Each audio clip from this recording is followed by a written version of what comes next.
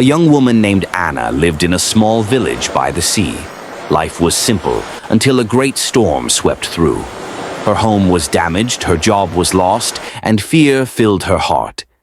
Every night she prayed, but the silence felt heavy. Doubt whispered, "God has forgotten you." One morning, as she walked along the shore, she saw a fisherman repairing his net. His boat had been nearly destroyed, yet he worked with a quiet peace. Curious, Anna asked, "How can you stay so calm after losing so much?" The fisherman smiled and said, "The storm may take what I have, but it cannot take the one who holds me. God has carried me through many storms before. He will not fail me now."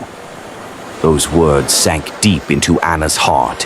She began to trust again, believing that though the storm raged, God was still her anchor. And little by little, hope returned. Her home was rebuilt, her work restored, but more importantly, her faith grew stronger than ever. Hardship may shake us, but trusting God gives us strength to endure and rise again.